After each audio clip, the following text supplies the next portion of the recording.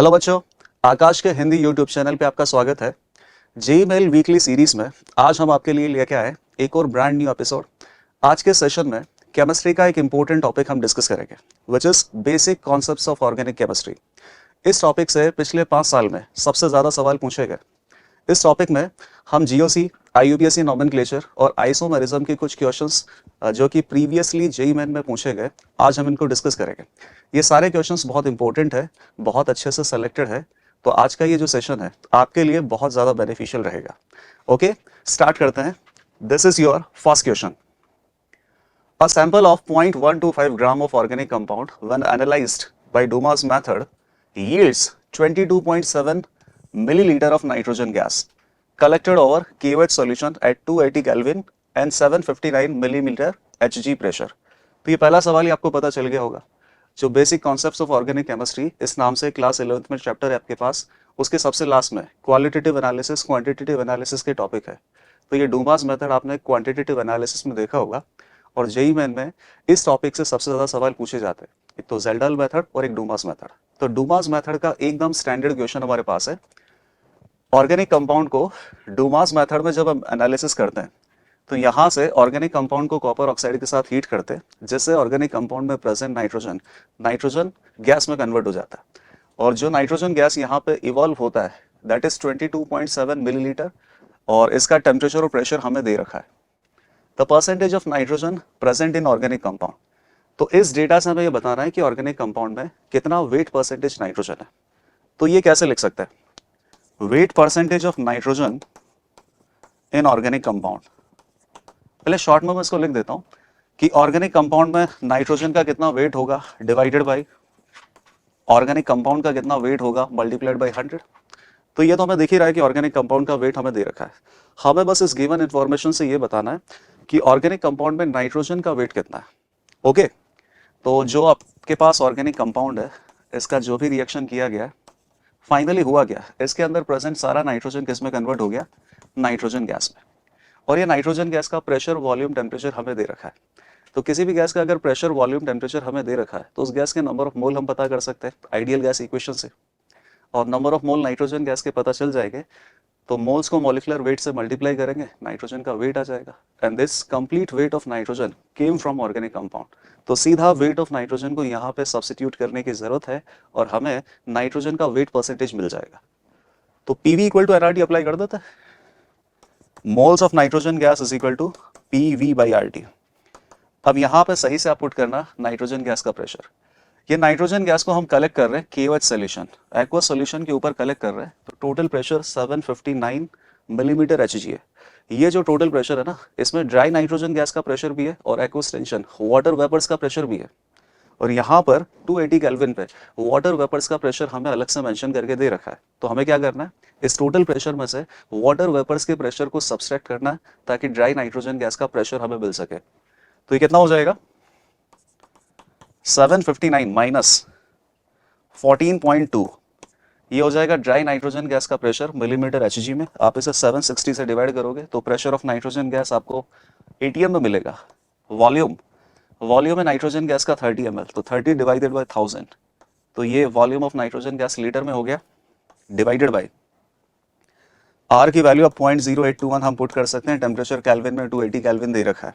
यहाँ से हमें मिल जाएगा नाइट्रोजन गैस का नंबर ऑफ मोल, और नाइट्रोजन गैस के नंबर ऑफ मोल को नाइट्रोजन गैस के मोलर मास 28 ग्राम से अगर आप मल्टीप्लाई करोगे तो नाइट्रोजन गैस का वेट हमें यहाँ से मिलेगा। इस नाइट्रोजन गैस के वेट को इस फॉर्मूले पे आप सब्स्टिट्यूट करो, ऑर्गेनिक कंपाउंड में नाइट्रोजन का वेट परसेंटेज हमें पता चल जाएगा। तो एकदम स्टैंडर्ड क्वेश्चन है डूमास मेथड का, ऐसे आपने बहुत सारे सवाल कर रखे। जब आप इसको सॉल्व करोगे ना तो इसका आंसर आएगा ऑलमोस्ट 22%। तो ये जो मैथमेटिकल कैलकुलेशन है ये आपको करनी है और आपको इसका आंसर 22% मिल जाएगा। क्लियर? नेक्स्ट क्वेश्चन पे हम चलते हैं। Okay, given below are two statement, assertion and reason. Okay, assertion और रीजन दो स्टेटमेंट आपको दे रखे हैं। पहला है एनोलिन 6, एनोलिन 8, एनोलिन 10, और एनोलिन 10 का cis form are aromatic, non aromatic and again aromatic. And second statement हमें दे रखा है planarity is one of the requirement of aromatic system.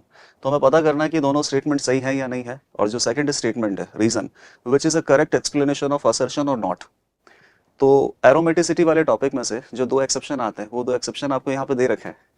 Aniline 6 तो चलो बेंजीन होता है, बेंजीन तो हो गया ना 6 pi electron aromatic system. Aniline 8 है, ये टफ शेप में होता है, तो ये एंटी एरोमेटिक नहीं है, ये एक्चुअली में नॉन एरोमेटिक आ जाता है बिकॉज ऑफ नॉन प्लेनरिटी।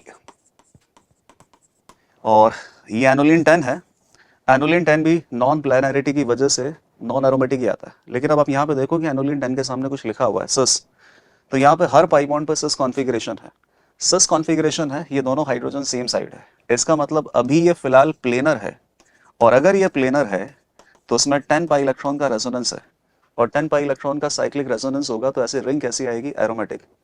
तो फिलहाल cis annulene 10 should be aromatic and it is given aromatic. तो पहला जो असर्शन है ना, इस कंडीशन को फॉलो करते हुए अभी तक तो सही है।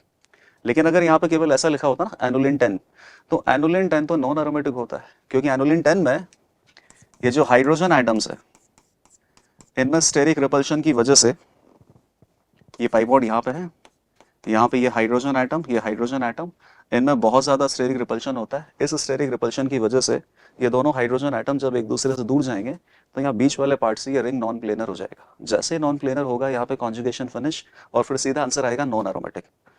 तो नॉर्मली ये नॉन एरोमेटिक होना चाहिए, बट अभी फिलहाल आपको बोला गया है that is it is cis annulene 10 and it should be planar, therefore it is aromatic. Assertion is very correct.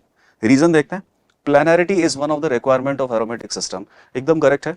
जो भी साइक्लिक सिस्टम है that should be planar, that should be conjugated, तभी जाके वो एरोमेटिक या नॉन एरोमेटिक हो सकता है। अगर वो प्लेनर सिस्टम नहीं है तो वहाँ कॉन्जुगेशन भी नहीं होगा, और उस केस में जो साइक्लिक सिस्टम है वो नॉन एरोमेटिक सीधा आ जाएगा।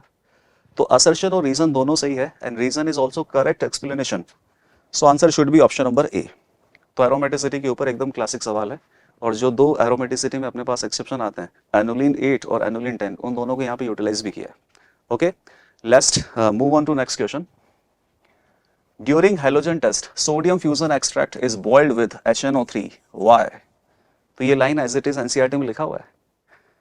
सोडियम का जो फ्यूजन एक्सट्रैक्ट हम बनाते हैं हेलोजन टेस्ट में, दैट इज लेसाइंस टेस्ट, तो बिफोर टेस्टिंग फॉर हेलोजन हमें सोडियम फ्यूजन एक्सट्रैक्ट को HNO3 के साथ बॉईल करते हैं। उसका रीजन क्या होता है कि अगर मान लो कि सोडियम नाइट्रोजन या सल्फर ऑर्गेनिक कंपाउंड में रहा होगा, तो सोडियम के साथ बॉईल करेंगे, सोडियम के साथ फ्यूज करेंगे, तो सोडियम फ्यूजन एक्सट्रैक्ट में आपके पास NaCN और सोडियम सल्फाइड, ये दोनों आयनिक कंपाउंड भी आ जाएंगे।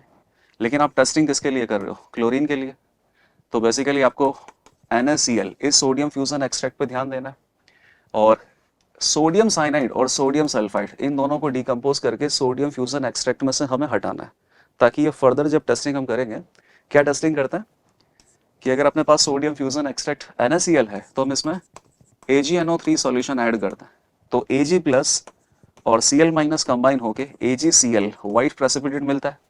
और अगर यहाँ व्हाइट प्रेसिपिटेट हमें मिलेगा तो हम सोचेंगे कि यहाँ सोडियम फ्यूजन एक्सट्रैक्ट में NaCl या Cl माइनस आयंस थे, ये Cl माइनस आयंस कहाँ से आए, ऑर्गेनिक कंपाउंड से, तो हमें कंफर्म होगा कि ऑर्गेनिक कंपाउंड में क्लोरीन आइटम था।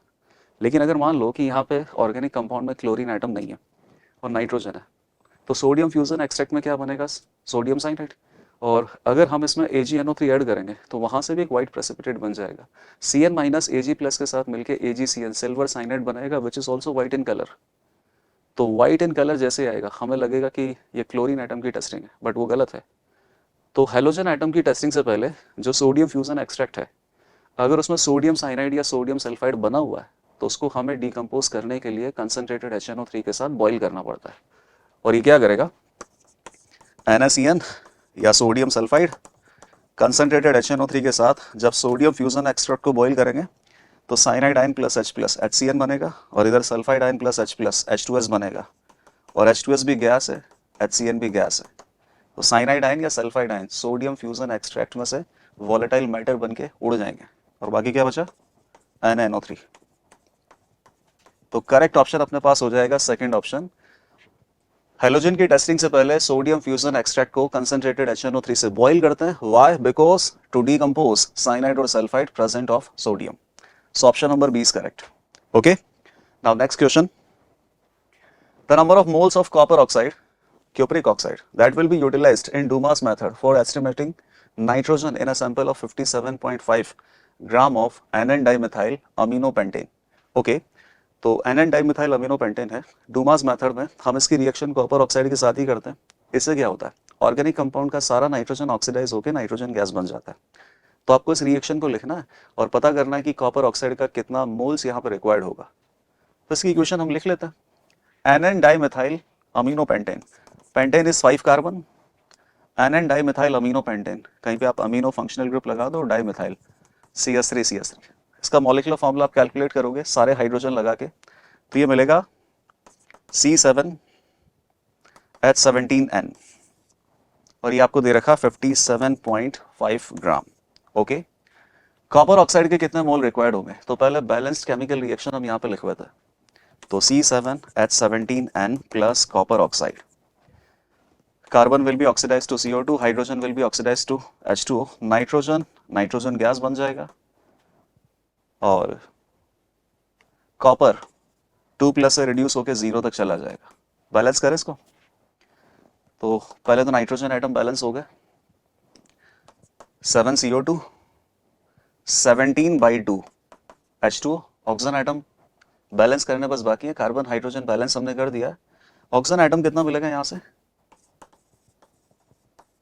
14 + 17/2, so it is 18 + 17, 28 + 17 divided by 2 which is 45/2 number of oxygen atoms। तो यहाँ पे भी 45/2 आप मल्टीप्लाई कर दोगे तो 45/2 number of oxygen atoms should be balanced, और यहाँ पे 45/2 कॉपर से मल्टीप्लाई कर देंगे तो कॉपर एटम्स भी यहाँ पे बैलेंस हो जाएंगे। तो बेसिकली क्या आ गया, अगर आपके पास इस ऑर्गेनिक कंपाउंड के 1 मोल है तो इसके लिए कॉपर ऑक्साइड आपको कितना चाहिए, 45/2 मोल्स ऑफ कॉपर ऑक्साइड चाहिए।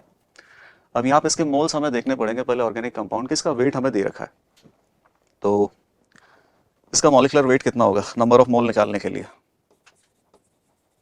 Weight upon molecular weight, so this is 84 + 14, okay, 98 + 17, 115, so it is 0.5 मोल। तो 1 मोल के लिए 45/2 मोल्स कॉपर ऑक्साइड चाहिए, तो हाफ मोल के लिए कितना चाहिए, 45/2 into half which is 45/4 moles, और ये कितना हो जाएगा 11.25 मोल्स। इसको आप कैसे लिख पाओगे, 11.25 इंटू 10⁻⁻² मोल्स, और इसी तरीके से आंसर देना इंटू 10⁻⁻² मोल। तो यहाँ पे आप क्या फिल करोगे 1125। तो एकदम आसान सा सवाल था, ऑलमोस्ट मोल कॉन्सेप्ट जैसा कि ऑर्गेनिक कंपाउंड है, कॉपर ऑक्साइड के साथ आप उसे हीट करोगे, carbon will be oxidize to CO2, hydrogen will be oxidize to H2O, nitrogen will be oxidize to nitrogen gas, और कॉपर ऑक्साइड वो रिड्यूस होकर कॉपर बन जाएगा। तो ये रिएक्शन एज इट इज लिख के बैलेंस करना है, उसके बाद सीधा सीधा आंसर है। क्लियर, आगे बढ़ते हैं, अगला सवाल question number 5। 0.8 gram of organic compound was analyzed by Zeldal's method। तो डूमास मेथड के सवाल हो गए, अभी जेल्डाल मेथड के सवाल आएंगे। For the estimation of nitrogen, okay, if the percentage of nitrogen in the compound is 42%। अच्छा, ऑर्गेनिक कंपाउंड के अंदर नाइट्रोजन का वेट परसेंटेज डायरेक्ट ही दे रखा है, wait percentage of nitrogen is 42%। Organic compound का वेट है 0.8 ग्राम, तो 0.8 ग्राम का 48% नाइट्रोजन है, रेस्ट 60% और कुछ हो सकता है, सॉरी 42% नाइट्रोजन है। Then how much volume of 1 molar H2SO4 would have been neutralized by the ammonia evolved. तो क्या होता है, जेल्डाल मेथड में ऑर्गेनिक कंपाउंड की रिएक्शन किसी पर्टिकुलर सेट ऑफ रिएजेंट्स हम करवाते हैं, और ऐसा करने से ऑर्गेनिक कंपाउंड के नाइट्रोजन एटम कंप्लीटली अमोनिया में कन्वर्ट हो जाते हैं, और अमोनिया बेस है, और ये अमोनिया यहाँ पे कितना रिलीज होता है इसको एस्टिमेट करने के लिए इसका टाइट्रेशन हम एसिड के साथ करवाते हैं। तो एसिड बेस्ड टाइट्रेशन से आपको बता दिया जाता है कि अमोनिया कितना रिलीज होगा। तो हम यहाँ पे गेस करें अमोनिया कितना रिलीज होगा, और उस अमोनिया के रेस्पेक्ट में H2SO4 सॉल्यूशन का वॉल्यूम क्या रिक्वायर्ड होगा ये हमें पता करना है। ओके, तो ऑर्गेनिक कंपाउंड जिसका वेट है 0.8 ग्राम, इसका 42% नाइट्रोजन है, तो ये हो जाएगा 0.336 gram nitrogen. Okay, so this is nitrogen, this is ammonia, तो नाइट्रोजन के मोल और अमोनिया के मोल इक्वल होने चाहिए, क्योंकि अमोनिया के अंदर भी एक ही नाइट्रोजन एटम है। नाइट्रोजन एटम के मोल्स कितने होंगे? नाइट्रोजन एटम का weight divided by gram atomic mass, तो ये कितना हो जाएगा? Almost 0.024 moles should be moles of ammonia, और अमोनिया को न्यूट्रलाइज किया जा रहा है H2SO4 से। तो एसिड बेस न्यूट्रलाइजेशन में अगर ये दोनों एट इक्विवेलेंस पॉइंट दोनों कंज्यूम हो जाएंगे, एट इक्विवेलेंस पॉइंट एसिड के number of equivalent should be equal to base के नंबर ऑफ इक्विवेलेंट, और नंबर ऑफ इक्विवेलेंट होते हैं number of moles multiplied by n factor. Ammonia का एन फैक्टर 1 है, ये एक H+ खा सकता है, ओके। H2SO4 2 H+ डोनेट कर सकता है, तो इसका एन फैक्टर 2 है। तो equivalents of ammonia should be equal to equivalents of H2SO4। ये हम सॉल्व करेंगे। तो अमोनिया के मोल है 0.024 मोल, अमोनिया का एन फैक्टर हो गया 1, अमोनिया के नंबर ऑफ इक्विवेलेंट्स हो गए, H2SO4 का एन फैक्टर है 2 मल्टीप्लाइड बाय H2SO4 के मोल्स होंगे। लेट अस अज्यूम कि H2SO4 सॉल्यूशन का VmL आपने लिया, VmL नहीं, V लीटर, तो molarity into volume that is solute के मोल, तो H2SO4 के मोल हो जाएंगे मोलारिटी इनटू वॉल्यूम, तो V into 1। So this is the moles of H2SO4, तो V इज इक्वल टू कितना आ जाएगा? 0.012 लीटर विच इज 12 ml, अगर मिलीलीटर में अपन निकालेंगे, जो कि मिलीलीटर में आपको फाइनली फिर निकालना ही है। तो आपको पता चल गया कि अगर ये डेटा करेक्ट दे रखा है, तो ऑर्गेनिक कंपाउंड के अंदर से जितना भी नाइट्रोजन गैस अमोनिया में कन्वर्ट होगा, उस अमोनिया को न्यूट्रलाइज करने के लिए H2SO4 सॉल्यूशन का 12 मिलीलीटर वॉल्यूम कंज्यूम हो जाएगा। तो इस क्वेश्चन का आंसर हो जाएगा 12। तो ज़ेल्डाल मेथड का एकदम आसान सा सवाल था। इस टाइप के क्वेश्चंस की प्रैक्टिस आपको करनी है, ये हमेशा रिपीट होते हैं, आगे भी रिपीट होते ही रहेंगे। Next question, okay. Nitrogen can be estimated by Kjeldahl's method for which of the following compound. Again very standard question. इसके बारे में एक लाइन एनसीईआरटी में लिखा हुआ है कि ऑर्गेनिक कंपाउंड में अगर नाइट्रोजन एटम किसी पर्टिकुलर सिचुएशन में प्रेजेंट है, तो ऐसे ऑर्गेनिक कंपाउंड का ज़ेल्डाल मेथड के थ्रू नाइट्रोजन एस्टिमेशन नहीं किया जा सकता। तो कहाँ से नहीं किया जा सकता? अगर ऑर्गेनिक कंपाउंड नाइट्रो ग्रुप में प्रेजेंट है, एजो फंक्शनल ग्रुप में प्रेजेंट है, या फिर रिंग के अंदर प्रेजेंट है, जैसे कि पाइरिडीन में होता है। तो एजो फंक्शनल ग्रुप में नाइट्रोजन है, रिंग के अंदर नाइट्रोजन है, नाइट्रोजन नाइट्रो फंक्शनल ग्रुप के अंदर है, इन तीनों कंपाउंड का यूज ज़ेल्डाल मेथड में नहीं हो सकता है। लेकिन यहाँ पर नाइट्रोजन ना तो रिंग में है, ना एजो फंक्शनल ग्रुप में है, ना नाइट्रो फंक्शनल ग्रुप में है, तो option number B will be correct answer. This compound can be used for the estimation of nitrogen in Kjeldahl's method. Okay, next question, question number 7, which of the following is a false statement? Again qualitative analysis और quantitative analysis के जो methods है, जैसे ज़ेल्डाल डूमास method, कैरियस method, ये सब quantitative analysis वाले method है। तो इनके बारे में कुछ स्टेटमेंट दे रखे हैं, आइडेंटिफाई करना है कि कौन सा करेक्ट हो सकता है। Carius method is used for estimation of nitrogen in organic compound, गलत आंसर है, पहला ही हो गया अपने पास फॉल्स। कैरियस मेथड में आप किसका एस्टिमेशन करते हो? क्लोरीन का, ब्रोमीन का, आयोडीन का, सल्फर का, फास्फोरस का, इन सब का। Phosphoric acid produced on oxidation of phosphorus present in organic compound is precipitated as Mg2P2O7. Yes, phosphorus के estimation में organic compound के phosphorus को Mg2P2O7 के रूप में ही precipitate करते हैं, सल्फर को बेरियम सल्फेट के रूप में precipitate करते हैं, Cl को AgCl precipitate बनाते हैं, Br को AgBr precipitate बनाते हैं, I को AgI precipitate बनाते हैं। तो सेकेंड स्टेटमेंट करेक्ट है। Kjeldahl method is used for estimation of nitrogen, yes ये भी करेक्ट है। Carius tube is used in the estimation of sulfur in an organic compound, ये भी correct है। तो only incorrect option is option number 1, therefore it is your answer। Okay, move on to the next question। Among the following compounds geometrical isomerism is exhibited by। तो अब isomerism के सवाल आ रहे हैं, और सबसे स्टैंडर्ड सवाल यहाँ पे हो सकता है GI से, कि 4 कंपाउंड बना के दिए जाएं और पता किया जाए कि कौन सा कंपाउंड है जो कि ज्योमेट्रिकल आइसोमेरिज्म एग्जिबिट करता है। तो उसकी कंडीशंस आपको पता ही है। जैसे अल्कीन्स ज्योमेट्रिकल आइसोमेरिज्म एग्जिबिट करती है, अल्कीन्स में carbon carbon double bond provides restricted rotation, और दूसरी कंडीशन क्या होती है? डबल बॉन्ड के दोनों कार्बन आइटम पे दो ग्रुप अलग होने चाहिए, इधर वाले दोनों डिफरेंट होने चाहिए, इधर भी दोनों डिफरेंट होना चाहिए। अगर ऐसा है तो डबल बॉन्ड के अबाउट 2 ज्योमेट्रिकल आइसोमर बन सकते हैं सिस और ट्रांस। ऐसा कहाँ पे है? तो आप अगर इसमें देखोगे तो ऑप्शन नंबर 4 में आपको नजर आएगा, ये कार्बन डबल बॉन्ड कार्बन पे GI शो होगा। किस तरीके से? ये कार्बन पे दोनों ग्रुप अलग है, हाइड्रोजन और क्लोरीन, और डबल बॉन्ड के इस कार्बन पे ये वाला ग्रुप और ये वाला ग्रुप दोनों अलग है, तो डबल बॉन्ड पे जीआई शो होगा, सिस ट्रांस आइसोमरिज्म यहाँ पे आएगा। ऐसी सिचुएशन बाकी के ऑप्शंस में आपको नहीं मिलेगी। So the correct option is option number 4। Okay, next question, which of the following organic compound possesses most acidic hydrogen atom? General organic chemistry में से दो क्वेश्चन सबसे ज्यादा आपको मिलेंगे, एक तो एसिडिक स्ट्रेंथ से रिलेटेड और एक कार्बोकेटाइन की स्टेबिलिटी से रिलेटेड। तो अगर आपने अभी तक ये दोनों टॉपिक रिवाइज नहीं किया ना, तो वापस अच्छे से रिवाइज कर लेना।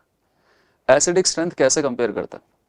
एसिड में से एक H+ हटाओगे, H+ हटाओगे तो एक नेगेटिव आयन बचेगा, उस नेगेटिव आयन को बोलते हैं कॉन्जुगेट बेस।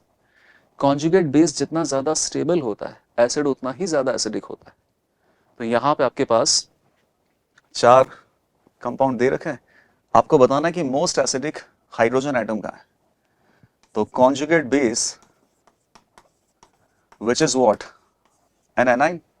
जितना ज्यादा स्टेबल होगा एसिडिक स्ट्रेंथ उतना ही ज्यादा होगा, और कॉन्जुगेट बेस एक एनाइन है ना, तो एनाइन को कौन स्टेबलाइज करता है? इलेक्ट्रॉन विड्रॉइंग ग्रुप, जैसे कि माइनसम इफेक्ट। ओके, तो 1 2 3 4 अगर आप यहाँ पे देखोगे तो फोर्थ ऑप्शन में आपको ये दिख रहा है, अगर आप इस H+ को हटाते हो तो यहाँ कार्बन पे नेगेटिव बनेगा, और ये नेगेटिव 3 एस्टर ग्रुप के माइनसम से स्टेबलाइज्ड है, 3 माइनसम ग्रुप्स। ये नेगेटिव चार्ज C डबल बॉन्डों के साथ रेजोनेंस करके 3 टाइम्स ऑक्सीजन एटम पे डीलोकलाइज होगा। Therefore this A9 is the most stable A9. अगर ये एनाइन सबसे ज्यादा स्टेबल है तो यहां से निकलने वाला हाइड्रोजन एटम सबसे ज्यादा एसिडिक था। तो फोर्थ ऑप्शन अपने पास सबसे ज्यादा एसिडिक हाइड्रोजन एटम है। सेकंड ऑप्शन में Cn का माइनसम लगता है, Cn का माइनसम लगता है, H+ हटाएंगे तो ये कार्बन आयन को Cn का माइनसम स्टेबलाइज करेगा, लेकिन there are 2 minus M where fourth option has 3 minus M group, therefore it has most acidic proton. So option number 4 is correct. Next question, in chromatography which of the following statements are incorrect for retardation factor? तो chromatography के types आपको पता ही है, और chromatography की theme क्या है एक बार मैं आपको बता देता हूँ। जैसे एक थिन लेयर क्रोमेटोग्राफी की हम बात करते हैं, तो एक बीकर है, इसमें आपने एक लिक्विड यहाँ पे ऐड कर दिया है, उस लिक्विड को हम क्या बोलते हैं? इल्यूएंट। और मान लो कि ये ग्लास की एक सरफेस है, ये यहाँ तक ऑलरेडी डिप्ड है, यहाँ पर एक डॉट लगाते हो, ये डॉट मतलब ऑर्गेनिक सब्सटेंस है, लेट अस अज्यूम A+B है। तो क्या होगा? कैपिलरी एक्शन के थ्रू ये जो इल्यूएंट है, सॉल्वेंट है, ये राइज होगा। तो राइज होके ये मान लो कि यहाँ तक ये इस ग्लास की सरफेस को वेट कर देगा। ओके, और ये जो सब्सटेंस अपने पास A+B का ये जो डॉट लगा रखा है, A+B अपनी एड्सॉर्प्शन कैपेबिलिटी के अनुसार इस ग्लास की सरफेस पे जो एक स्टेशनरी फेस लगा हुआ है उसके ऊपर चिपके हुए रहेंगे, और जो उस स्टेशनरी फेस पे कम एड्सॉर्ब होना चाहता है और इल्यूएंट में ज्यादा डिसॉल्व होना चाहता है, तो वो इल्यूएंट में डिसॉल्व होके ऊपर चढ़ जाएगा, सॉल्वेंट में डिसॉल्व होके ऊपर चढ़ जाएगा। तो जैसे मान लो कि A तो यहां तक पहुंच पाया और B यहां तक पहुंच पाया, और यहां तक कौन पहुंच पाया? सॉल्वेंट तो सबसे ऊपर चढ़ेगा ही चढ़ेगा। तो A ने जो डिस्टेंस कवर किया वो X है, और सॉल्वेंट ने जो डिस्टेंस कवर किया वो Y है। तो retardation factor for A should be distance covered by A divided by distance covered by solvent, X by Y। अब बताइए A और B कौन सा सॉल्वेंट के साथ डिसॉल्व होके ज्यादा ऊपर तक चढ़ जाएगा? जो स्टेशनरी फेस पे कम एड्सॉर्ब होता हो, क्योंकि जो ज्यादा एड्सॉर्ब होता है वो तो चिपक के रहेगा, लेकिन जो कम एड्सॉर्ब होगा वो सॉल्वेंट के साथ डिसॉल्व होकर ज्यादा ऊपर चढ़ जाएगा। क्लियर है? ये अपने पास क्रोमेटोग्राफी का कॉन्सेप्ट है। अब इसमें आप सारे ऑप्शन पढ़ लो, पता चल जाएगा इनकरेक्ट कौन सा है। The value of RF can not be more than 1, yes, क्योंकि सॉल्वेंट हमेशा इसमें ज्यादा डिस्टेंस कवर करेगा, और सॉल्यूट या A और B जिसको आप बोल रहे हो ये कम डिस्टेंस कवर करेंगे। तो less divided by more, retardation factor is always less than 1। Higher RF value means higher adsorption, गलत है। अगर ये हायर RF वैल्यू है इसका मतलब ये जो सॉल्यूट है A, ये ज्यादा डिस्टेंस कवर करता है। ज्यादा डिस्टेंस कब कवर करेगा? जब ये सॉल्वेंट में डिसॉल्व होकर ऊपर चढ़ जाएगा। इसका मतलब ये स्टेशनरी फेस पे कम एड्सॉर्ब हो रहा है। तो higher retardation factor that means less adsorption. So this second option is incorrect and it is your answer. Third और फोर्थ ऑप्शन भी पढ़ लेते हैं। Retardation factor value is dependent on mobile phase, बिल्कुल सही बात है। कोई सब्सटेंस किसी सॉल्वेंट में ज्यादा डिसॉल्व होना चाहता है, किसी दूसरे सॉल्वेंट में कम डिसॉल्व होना चाहता है। जैसे कॉन्सेप्ट आता है ना, like dissolves like, polar substances में ज़्यादा डिसॉल्व होते हैं, non polar substances non polar solvents में ज़्यादा डिसॉल्व होते हैं। और last, retardation factor value depends on type of chromatogram. ये भी ठीक बात है, पेपर क्रोमेटोग्राफी है या थिन लेयर क्रोमेटोग्राफी है। सो option number 2 will be incorrect and that is your answer. तो क्रोमेटोग्राफी एकदम इंपॉर्टेंट टॉपिक है, इसमें रिटार्डेशन फैक्टर से रिलेटेड बहुत सारे सवाल पूछे गए। और इंटरेस्टिंग बात यह है कि रिटार्डेशन फैक्टर के जो सवाल है बड़े आसान होते हैं, तो ईजिली आपको 4 नंबर देके जाएंगे। Next question number 11, increasing order of the pKb value of the following compound. तो पीकेबी मतलब आपको बेसिक स्ट्रेंथ कंपेयर करना है। अगर बेसिक स्ट्रेंथ का ऑर्डर ऐसे डिक्रीजिंग है तो पीकेबी वैल्यूज कैसा हो जाएगा, इंक्रीजिंग। तो पहले आप बस देख लो कि बेसिक स्ट्रेंथ का क्या ऑर्डर है। बेस क्या होता है, anything that can donate electron pair is a base. Lewis base इसी को बोलते हैं। जो आसानी से इलेक्ट्रॉन डोनेट कर सकता है वो अच्छा बेस है। और आसानी से जो इलेक्ट्रॉन डोनेट कर सकता है, कौन कर सकता है, जिसके खुद के पास इलेक्ट्रॉन डेंसिटी ज्यादा हो। बेस या H+, बेस अपने इलेक्ट्रॉन H+ को देता है तभी वो बेस कहलाता है। और अगर इसके पास खुद के पास इलेक्ट्रॉन डेंसिटी ज्यादा होगी, बताइए इसके खुद के पास इलेक्ट्रॉन डेंसिटी ज्यादा कब हो सकती है, जब आप इससे एक इलेक्ट्रॉन डोनेटिंग ग्रुप जोड़ दो। तो इलेक्ट्रॉन डोनेटिंग ग्रुप इस बी एटम के ऊपर इलेक्ट्रॉन डेंसिटी बढ़ाएगा, और इलेक्ट्रॉन डेंसिटी बढ़ाएगा तो उसके पास इलेक्ट्रॉन बढ़ जाएंगे, उतना इजीली H+ को इलेक्ट्रॉन दे पाएगा। Therefore basic strength will increase. तो सारे कंपाउंड ऑलमोस्ट सेम शेप में दे रखे हैं। नाइट्रोजन के पास लॉन पेयर होता है, यही लॉन पेयर ही H+ को देता है और यही से ये बेस बनता है। फ्लोरीन का लगेगा माइनस आई इफेक्ट, OCS3 का प्लस M, CS3 का प्लस HC और NO2 का माइनस M इफेक्ट। तो electron donating group basic strength को इंक्रीज करेंगे। तो सबसे अच्छा इलेक्ट्रॉन डोनेटिंग ग्रुप कहाँ है, सेकंड नंबर में, ओके। और इससे कम इलेक्ट्रॉन डोनेटिंग ग्रुप कहाँ है, फोर्थ नंबर पे। फिर यहाँ पे इलेक्ट्रॉन विड्रॉइंग ग्रुप है, electron withdrawing group basic strength को डिक्रीज करेंगे। ज्यादा इलेक्ट्रॉन विड्रॉइंग ग्रुप है माइनस M इफेक्ट, वो बेसिक स्ट्रेंथ को ज्यादा डिक्रीज कर देगा। तो थर्ड वाला सबसे कम बेसिक आएगा, इससे ज्यादा बेसिक आ जाएगा फर्स्ट। तो 2 4 1 3 ये हो जाएगा अपने पास बेसिक स्ट्रेंथ का ऑर्डर। तो इसका जस्ट ऑपोजिट ऑर्डर हो जाएगा पीकेबी का, पीकेबी वैल्यूज। अब ये कौन सा ऑप्शन है, 2 4 BD, BD A और C, BDAC, ऐसा तो कोई ऑप्शन नहीं है। एक बार वापस से चेक कर लेते हैं। इसका प्लस M लग रहा है, CS3 का प्लस HC, 2 और 4 ज़्यादा बेसिक होंगे 1 और 3 के कंपैरिजन में। ज़्यादा बेसिक 1 आएगा क्योंकि फोर्थ में माइनस M है और माइनस M से बेसिक स्ट्रेंथ कम हो जाएगी। तो अपने पास बेसिक स्ट्रेंथ का ये करेक्ट ऑर्डर है और इसका जस्ट ऑपोजिट ऑर्डर हो जाएगा पीकेबी वैल्यूज़ का। यहाँ पर थोड़ा प्रिंटिंग मिस्टेक हो सकता है, तो आप ये जो ऑर्डर मैंने यहाँ पे लिखा है इसको करेक्ट कंसिडर करना, okay. Now next option, next question, this is question number 12। 29.5 milligram of organic compound containing nitrogen was digested accordingly and it is absorbed into 20 ml of 0.1 molar HCl solution। ये थोड़ा सा statement यहाँ पे incorrect लिखा हुआ है, ये जेल्डाल method की बात कर रहा है, जेल्डाल्स मेथड। जेल्डाल्स मेथड में क्या करते हैं, ऑर्गेनिक कंपाउंड को कंसंट्रेटेड H2SO4 के साथ हीट करते हैं। इससे ऑर्गेनिक कंपाउंड के अंदर प्रेजेंट नाइट्रोजन अमोनियम आयन तक चेंज हो जाता है। फिर उसमें dilute basic medium, dilute NOH के साथ उसको ट्रीट करते हैं, तो वो अमोनियम आयंस अमोनिया में कन्वर्ट हो जाता है और इस तरीके से नाइट्रोजन को अमोनिया में कन्वर्ट कर दिया जाता है। तो यहाँ पे जो अमोनिया रिलीज होगा दैट रिक्वायर्स और that is absorbed into 20 ml of 0.1 molar HCl solution, okay. तो अमोनिया जो रिलीज होगा ऑर्गेनिक कंपाउंड से, इसको इन्होंने 20 ml 0.1 मोलर HCl सॉल्यूशन के साथ रिएक्शन करवाया। अभी HCl एसिड है, अमोनिया बेस है, तो एसिड और बेस में पहले तो टाइट्रेशन होगा। अब अगला स्टेटमेंट देखिए, the excess of acid requires 15 ml of 0.1 molar sodium hydroxide solution for the complete neutralization. इसका मतलब है कि अभी ये HCl जो दे रखा ना, ये कंप्लीटली न्यूट्रलाइज नहीं हुआ अमोनिया से, थोड़ा बहुत एसिड बच गया है और उस एसिड को कंप्लीटली न्यूट्रलाइज करने के लिए सेकंड स्टेप में सोडियम हाइड्रोक्साइड का सॉल्यूशन यूज करना पड़ा है। तो इस सारी इंफॉर्मेशन से हमें पता करना है कि ऑर्गेनिक कंपाउंड में नाइट्रोजन का वेट परसेंटेज क्या था। चलो पता कर देते हैं। HCl हमें कितना दे रखा है, एक मिनट, HCl दे रखा है 20 मिलीलीटर और 0.1 molar molarity into volume 20 into 0.1 2 millimole.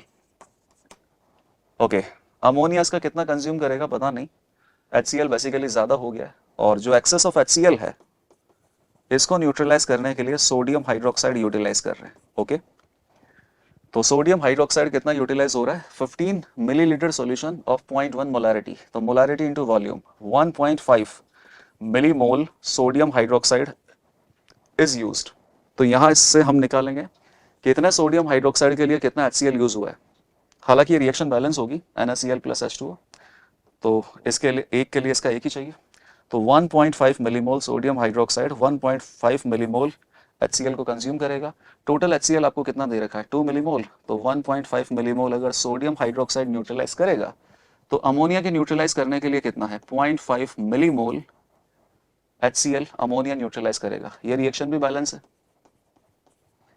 तो इसके सामने 1, इसके सामने 1, 0.5 मिलीमोल HCl को न्यूट्रलाइज करने के लिए 0.5 मिलीमोल अमोनिया की रिक्वायरमेंट होगी, ये हमें पता चल गया। तो ऑर्गेनिक कंपाउंड से क्या मिलेगा 0.5 मिलीमोल अमोनिया।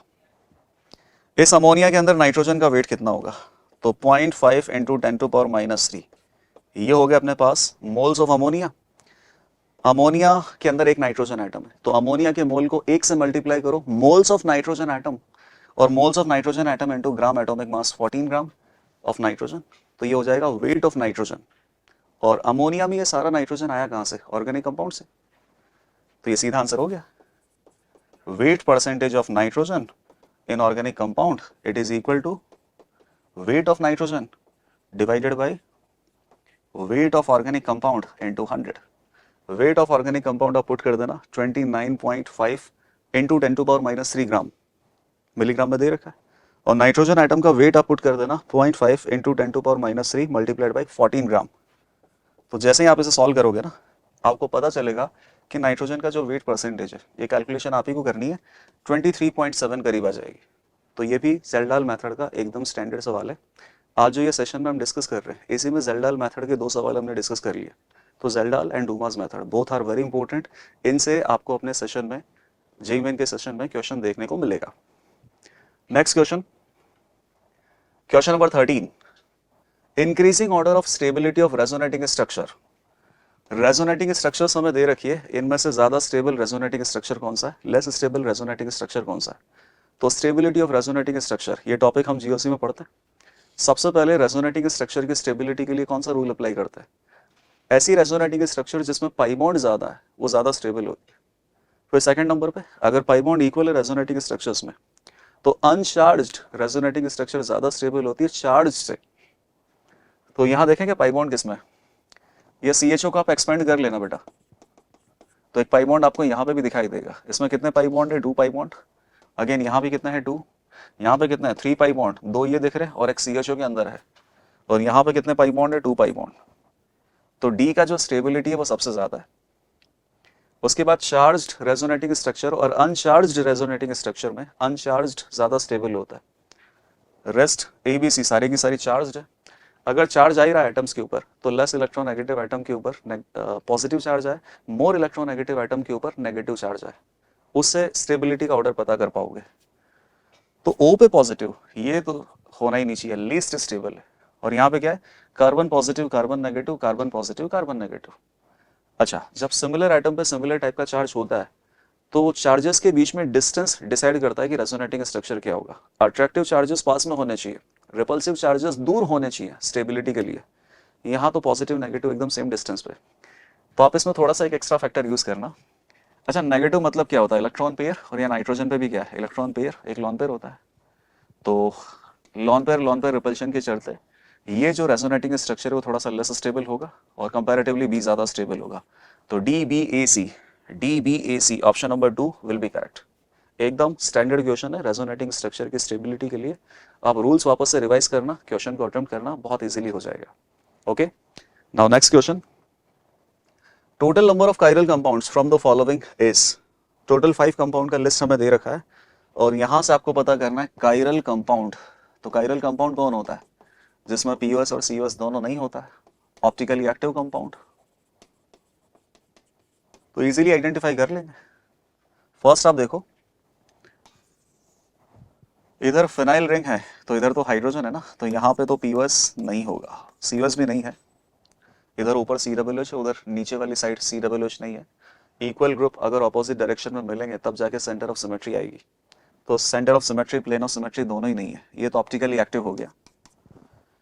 इसमें काइरल सेंटर है, अगर एक काइरल सेंटर है तो सिंगल काइरल सेंटर का कंपाउंड ऑप्टिकली एक्टिव ही होता है।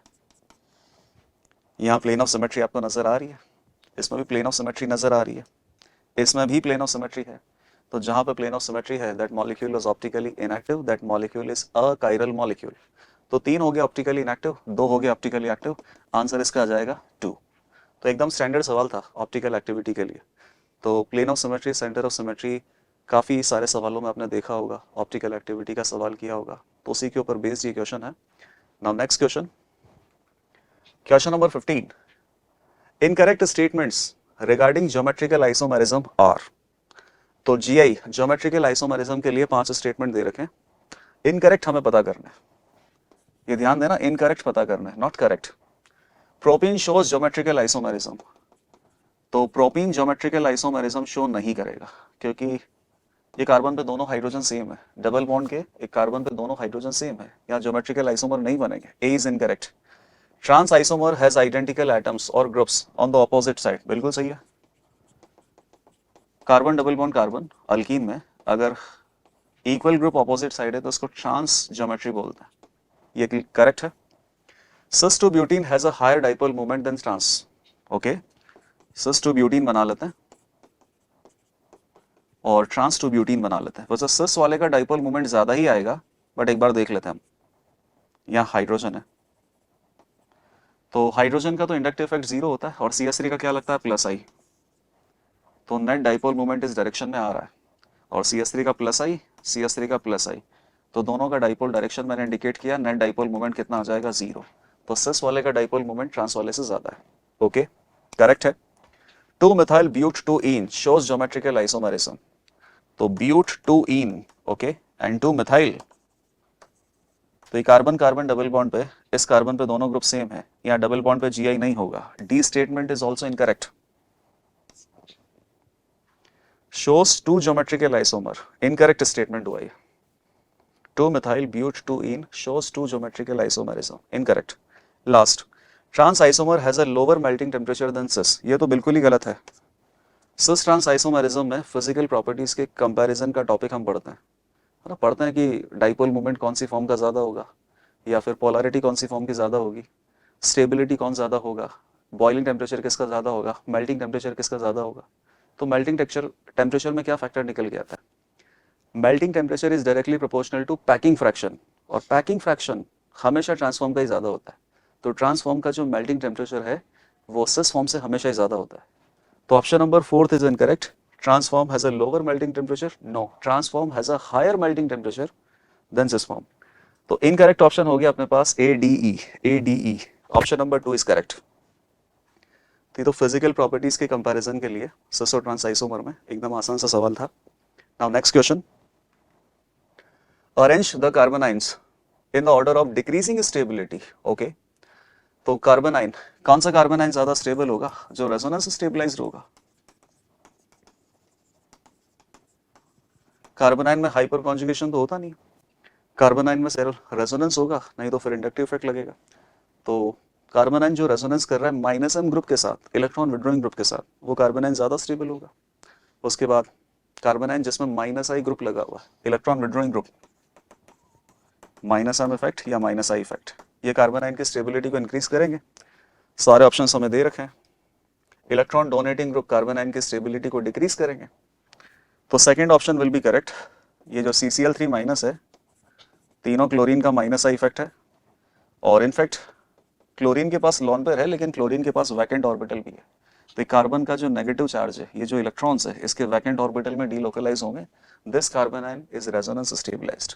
और 3 -I इफेक्ट और है, तो ये कार्बोनाइन का स्टेबिलिटी ज्यादा होगा। उससे लेस स्टेबल ये बेंजाइल कार्बोनाइन होगा क्योंकि कार्बोनाइन बेंजीन के साथ रेजोनेंस कर रहा है। फिर यहाँ पे कितना है, CH3 का +I इफेक्ट लगता है, 2 +I इफेक्ट है, और CH3 का +I इफेक्ट लगता है तो 3 +I इफेक्ट है। तो +I effect, electron donating effect, they will decrease stability of carbanion. तो 3 प्लस आई है तो कार्बन आयन का स्टेबिलिटी ज्यादा डिक्रीज हो जाएगा। तो option number 2 will be correct. Now next question, question number 17, the increasing order of pKb values. Again basic strength का सवाल आ गया ये, तो वापस फिर बता देते हैं, अगर बेसिक स्ट्रेंथ डिक्रीजिंग ऑर्डर में है तो पीकेबी वैल्यूज इंक्रीजिंग ऑर्डर में होगा। तो बेसिक स्ट्रेंथ का एक ऑर्डर आप निकाल लो, उसका जस्ट ऑपोजिट ऑर्डर हमारे पास पीकेबी का हो जाएगा। Basic strength is directly proportional two electron donating group. Base वही होता है जो अपने इलेक्ट्रॉन पेयर एसिड मतलब H+ को डोनेट करता है। अगर उसके खुद के पास इलेक्ट्रॉन ज्यादा होंगे तो उसकी बेसिक स्ट्रेंथ ज्यादा होगी, क्योंकि वो इजीली इलेक्ट्रॉन पेयर H+ को डोनेट कर पाएगा। और इसके खुद के पास इलेक्ट्रॉन ज्यादा कब हो सकते हैं, जब इससे इलेक्ट्रॉन डोनेटिंग ग्रुप जुड़ा हो। तो सभी में बेसिक स्ट्रक्चर तो सेम है ही सही। सेकेंडरी अमाइन आपको दे रखा है बेंजीन से कनेक्टेड। OCH3 का लगता है प्लस M इफेक्ट, हाइड्रोजन का 0, Cn का -I और OH का -I। तो सबसे ज्यादा बेसिक हो जाएगा फर्स्ट, फिर सेकंड। Cn का -I इफेक्ट ज्यादा लगेगा तो ज्यादा इलेक्ट्रॉन विड्रॉइंग इफेक्ट होगा, बेसिक स्ट्रेंथ को डिक्रीज कर देगा। तो थर्ड वाला लेस बेसिक आएगा कंपैरेटिवली, फोर्थ वाला ज्यादा बेसिक आएगा क्योंकि OH का -I इफेक्ट कम होता है। तो 1 2 4 3 इसका जस्ट ऑपोजिट ऑर्डर हो जाएगा पीकेबी का। तो 1 2 4 3 1 2 4 3 option number 1 is correct. Acidic strength और बेसिक स्ट्रेंथ जीओसी में ये दो टॉपिक ऐसे हैं जिनकी आपको भरपूर प्रैक्टिस करनी है, क्योंकि इससे रिलेटेड सवाल मेंस में बहुत ज्यादा पूछे जाते हैं। और एक carbocation stability. Okay, next question, choose the most appropriate pair of nitrogen atom that gets protonated on the following structure. Again basic strength का सवाल आ गया। Amines are basic because amines have nitrogen atom and nitrogen atom have lone pair. तो जिसके पास lone pair है वो lone pair donate कर सकता है H+ को, इसीलिए तो बेस है। Amines are basic. तो यहाँ सभी कंपाउंड में दो दो नाइट्रोजन एटम दे रखे हैं। कौन सा नाइट्रोजन एटम अपना लोन पेयर H+ को इजीली डोनेट करेगा? तो बेसिकली ये भी बेसिक स्ट्रेंथ का ही सवाल हो गया। जो ज्यादा बेसिक होगा ना वहां के ऊपर H+ पहले अटैक करेगा। तो ये नाइट्रोजन का लोन पेयर है, lone pair gap and pi. ये लोन पेयर तो डीलोकलाइज्ड है और ये लोन पेयर लोकलाइज्ड है। लोकलाइज्ड लोन पेयर ज्यादा बेसिक होता है। सिमिलरली ये नाइट्रोजन का लोन पेयर लोकलाइज्ड है, रेजोनेंस नहीं है, ये भी लोकलाइज्ड है। और ये 2 डिग्री अमाइन है और ये 3 डिग्री अमाइन है। और 3 डिग्री अमाइन से ज्यादा बेसिक कौन होता है? 2 डिग्री अमाइन। लास्ट में 1 डिग्री 2 डिग्री 3 डिग्री अमाइंस का बेसिक स्ट्रेंथ का जब हम कंपैरिजन करते हैं तो एक बात निकल के आती है कि 2 डिग्री अमाइन 3 डिग्री अमाइन से ज्यादा बेसिक होता है एक्वस सॉल्यूशन में। तो 2 डिग्री अमाइन ज्यादा बेसिक है, तो यहाँ फोर्थ नाइट्रोजन एटम पे प्रोटोनेशन होगा, H+ चिपकेगा। और localized lone pair is more basic, तो फर्स्ट नाइट्रोजन एटम पे H+ चिपकेगा। 1 and 4 option number 3 is correct. Okay, now next question is question number 19, which is less basic than benzyl carbon ion. Benzyl क्या होता है? Benzene के आगे ये जो sp3 कार्बन होता है ना, इसी को बेंजाइलिक कार्बन बोलते हैं। तो बेंजाइलिक कार्बन पे नेगेटिव लगा तो बेंजाइलिक कार्बन आयन। इससे कम बेसिक कौन होगा? Less basic. ओके, तो बेस क्या होता है? Electron pair donor. इलेक्ट्रॉन कौन आसानी से डोनेट करेगा? जहां पे नेगेटिव चार्ज अनस्टेबल होगा। लेस स्टेबल एनायन मोर बेसिक होगा। कहीं पर अगर नेगेटिव चार्ज अनस्टेबल होगा तो वो अनस्टेबल है, फिर वो फटाफट क्या करेगा? अपने इलेक्ट्रॉन पेयर H+ को देगा, बेसिक स्ट्रेंथ उसकी ज्यादा आएगी। तो less stable anion is more basic. सवाल आपसे पूछा है कि इस कार्बन आयन से कम बेसिक कौन होगा? तो कम बेसिक अगर होगा इसका मतलब वो मोर स्टेबल एनायन होना चाहिए, ताकि पड़ा रहे, किसी को अपने इलेक्ट्रॉन ना दे। मोर स्टेबल एनायन कौन होगा इस कार्बन आयन से? तो ये कार्बन आयन बेंजीन के साथ रेजोनेंस कर रहा है, तो ऑप्शन नंबर 2 3 4 में कार्बन आयन बेंजीन के साथ रेजोनेंस कर रहा है। उसके अलावा ऑप्शन नंबर सेकंड को अगर हम देखें तो सेकंड में क्या लग रहा है? -M इफेक्ट NO2 का। तो ये कार्बन आयन हो जाएगा stable, more stable due to -M effect. और अगर ये कार्बन आयन मोर स्टेबल होगा तो इसका बेसिक स्ट्रेंथ कितना हो जाएगा? कम, लेस बेसिक। तो option number second will be correct. Benzyl carbon ion से लेस बेसिक होगा nitrobenzyl carbon ion, because that nitrobenzyl carbon ion will be more stable due to -M effect. Okay, now next question, question number 20, which of the following compound would produce effervescence with sodium bicarbonate? इन तीनों में से कौन सा compound है जो sodium bicarbonate के साथ रिएक्शन करने पर एफरवेसेंस मतलब कोई गैस इवॉल्व होगी?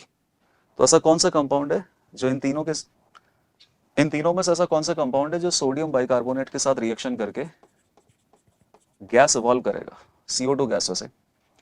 तो चेक करते हैं पहले। सोडियम बाइकार्बोनेट बेसिकली क्या है? सॉल्ट है, और इस सॉल्ट का नेचर मुझे लग रहा है बेसिक, क्योंकि सॉल्ट में स्ट्रॉन्ग बेस और वीक एसिड छुपा हुआ है। तो बेसिक सॉल्ट किसके साथ रिएक्शन करेगा? एसिड के साथ। Let us assume acid HA है। बताइए यहाँ पर बेस कौन है? HCO3 minus anion. HCO3 minus anion base है, तो ये H प्लस को कंज्यूम करके क्या बनाएगा? H2CO3। और बाकी क्या बचा? Na प्लस और A माइनस। तो ये एसिड बेस रिएक्शन मैंने कर दिया। और कोई भी एसिड बेस रिएक्शन तभी फिजिबल होता है जब रिएक्टेंट वाले एसिड और बेस स्ट्रॉन्गर हो और प्रोडक्ट में जो कॉन्जुगेट एसिड कॉन्जुगेट बेस बनते हैं ना वो वीकर हो। तो हमें यहाँ पे चेक करना पड़ेगा कि सोडियम बाइकार्बोनेट के साथ कौन सा एसिड रिएक्शन कर सकता है। तो पहले एसिड के साथ रिएक्शन करके प्रोडक्ट बनाओ, फिर चेक करेंगे कि रिएक्टेंट में जो एसिड है ना वो प्रोडक्ट में बनने वाले एसिड से ज़्यादा एसिडिक होना चाहिए, तो ये रिएक्शन होगी। और रही बात एफरवेसेंस की, तो H2CO3 carbonic acid is un unstable acid. ये डिकम्पोज होगा H2O प्लस CO2 में। तो बेसिकली अगर ये रिएक्शन होगी तो CO2 गैस का एफरवेसेंस नजर आएगा। ये रिएक्शन कब हो सकती है? तो रिएक्टेंट में एसिड अपने पास कौन है? H है, जिस एसिड की रिएक्शन हम करवाना चाह रहे हैं सोडियम बाइकार्बोनेट से, और प्रोडक्ट में एसिड कौन बना है? H2CO3। तो रिएक्शन फीजिबल होगी।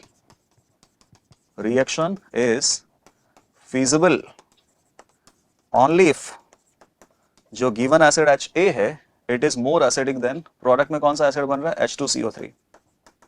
ये H2CO3 की शक्ल है। तो H2CO3 कार्बोनिक एसिड से जो ज्यादा एसिडिक होगा वो सोडियम बाइकार्बोनेट के साथ रिएक्शन कर लेगा और इस रिएक्शन में CO2 गैस का एफरवेसेंस नजर आएगा। तो H2CO3 से ज्यादा एसिडिक सल्फोनिक एसिड डेफिनेटली होगा। स्क्वायरिक एसिड, H2CO3 में कार्बोक्सिलिक एसिड है और ये OH का प्लसम इफेक्ट लग रहा है, तो इसके अंदर जो कार्बोक्सिलिक एसिड है उसका प्लसम इफेक्ट की वजह से एसिडिक स्ट्रेंथ डाउन है। तो इससे ज्यादा एसिडिक कौन होगा? कोई भी कार्बोक्सिलिक एसिड, क्योंकि कोई भी कार्बोक्सिलिक एसिड में कम से कम प्लसम की एसिडिक स्ट्रेंथ डाउन तो नहीं होगी ना। तो यहाँ पे एक रिजल्ट भी बनाते हैं, क्लास में बनाते हैं कि any acid which is carboxylic acid और more acidic than carboxylic acid gives positive test with sodium bicarbonate. तो कार्बोक्सिलिक एसिड से सल्फोनिक एसिड ज्यादा एसिडिक होता ही है, स्क्वायरिक एसिड ज्यादा एसिडिक होता है, पिक्रिक एसिड कार्बोक्सिलिक एसिड से बहुत ज्यादा एसिडिक होता है।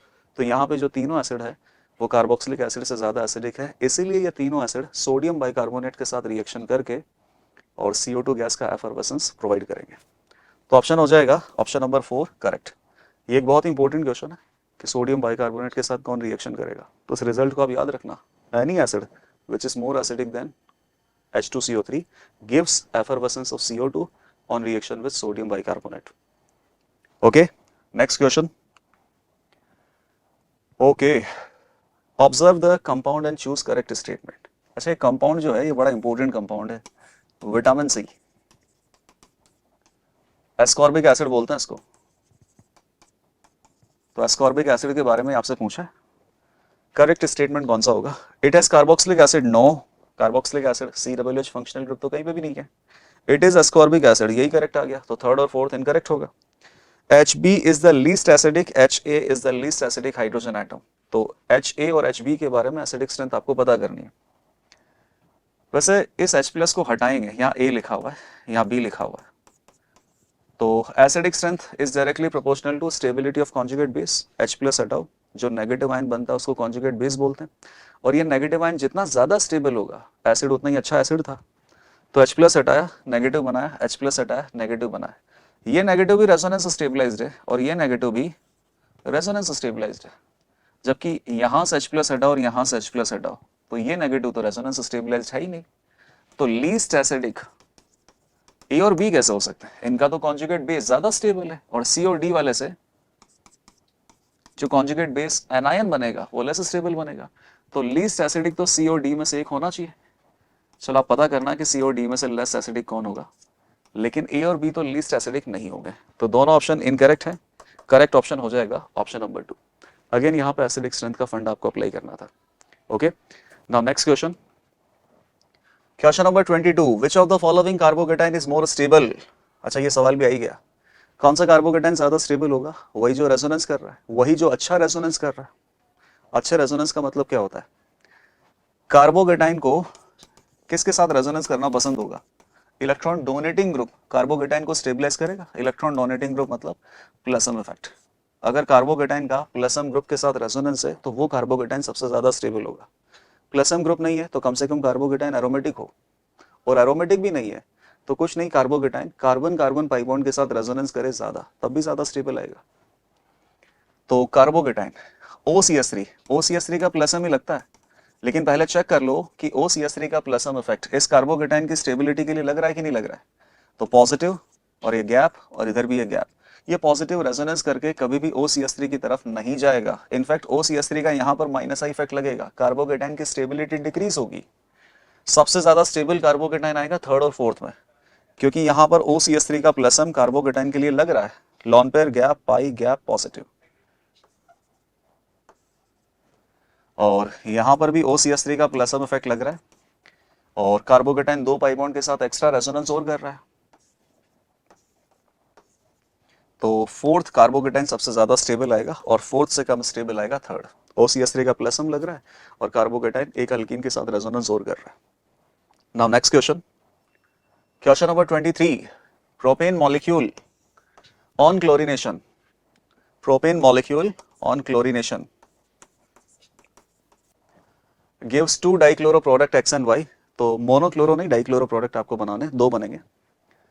Among X and Y, X is an optically active compound. Okay, how many trichloro product? ये डाइक्लोरो है और ये ऑप्टिकली एक्टिव है, उस वाले को कंसीडर करना है। हाउ मेनी ट्राइक्लोरो प्रोडक्ट, एक बार और क्लोरीनेशन करवाना है। How many trichloro product only structural isomers will be considered, will be obtained from X when it is further treated with chlorine under photochemical condition।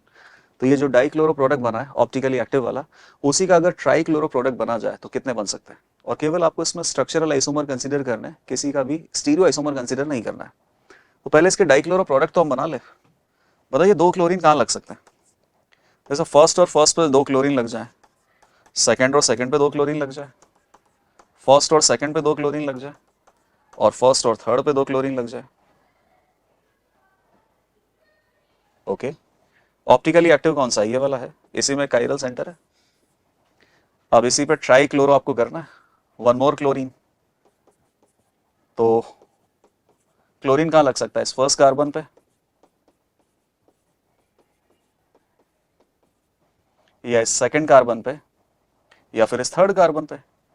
तो इस वाले die chloro propane पे अगर further chlorination करवा के try chloro product बनाया जाए तो 1 2 3 तीन अलग अलग कार्बन आइटम पे क्लोरीन अटैच किया जा सकता है, तीन अलग अलग प्रोडक्ट मिल सकते हैं। तो अपने पास आंसर हो जाएगा 3। और इन तीनों में किसी भी प्रोडक्ट के कितने स्टीरियो आइसोमर पॉसिबल है ये काउंट करने की जरूरत नहीं है, क्योंकि आपको स्टीरियो आइसोमर काउंट करनी ही नहीं है। तो इसका आंसर आ जाएगा 3। Option number 4 is correct answer, उसमें दे रखा है 3। Now next question, question number 24, Which of the following is a steam volatile among the following are? Steam volatile, steam volatile मतलब जिसका बॉइलिंग टेम्परेचर काफी कम हो, जिसको हम स्टीम से ही वेपोराइज कर पाए। तो steam volatile distillation using distillation under reduce pressure उसमें आता है। स्टीम वॉलेटाइल कौन होता है? जिसमें इंट्रामोलिकुलर एच बॉन्डिंग होती है। इससे क्या होगा? इंट्रामोलिकुलर एच बॉन्डिंग होने की वजह से दो मॉलिक्यूल आपस में कनेक्ट नहीं होंगे, इंटरमोलिकुलर फोर्स ऑफ अट्रैक्शन कम बढ़ जाएंगे। तो जहां पर इंट्रामोलिकुलर एच बॉन्डिंग नहीं होगी, जैसे कि ये पैरा पोजीशन पे है, तो ये दोनों फंक्शनल ग्रुप एक दूसरे के साथ इंट्रामोलिकुलर एच बॉन्डिंग नहीं करेंगे। तो ये अगर आपस में एच बॉन्डिंग नहीं करेंगे तो एक मॉलिक्यूल दूसरे मॉलिक्यूल के साथ एच बॉन्डिंग करके मॉलिक्यूल्स ये आपस में चिपक के रहेंगे, और ऐसे सब्सटेंस का बॉइलिंग टेम्परेचर ज्यादा आएगा, उसको ज्यादा हीट करना पड़ेगा बॉइल करने के लिए, मेल्ट करने के लिए। तो इंट्रामोलिकुलर एच बॉन्डिंग जहां पर भी होगी, intramolecular H bonding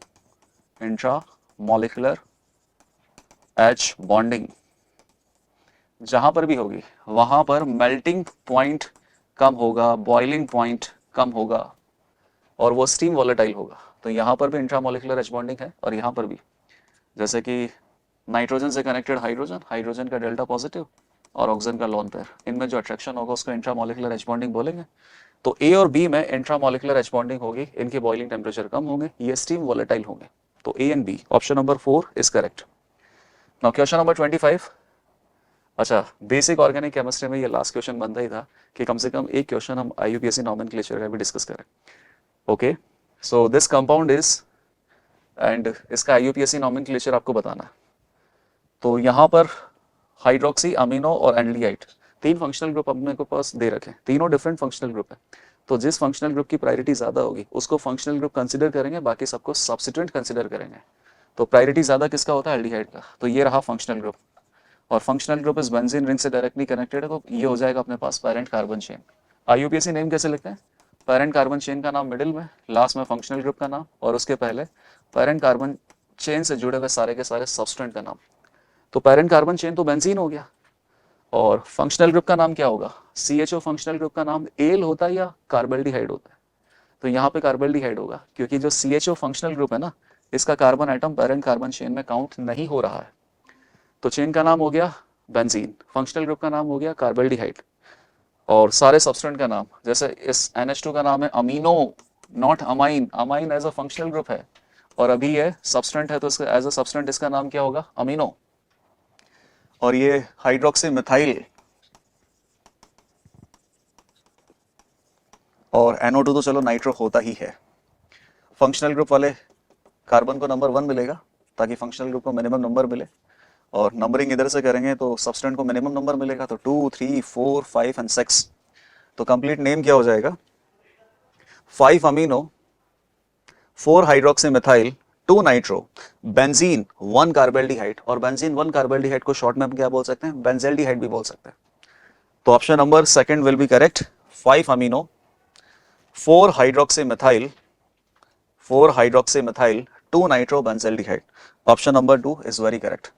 So this is your complete 25 questions based on basic concepts of organic chemistry. इस पूरे सेशन में हमने आइसोमेरिज्म के, GOC के और IUPAC नॉमेनक्लेचर के कुछ इंपॉर्टेंट सवाल कवर करने की कोशिश की है।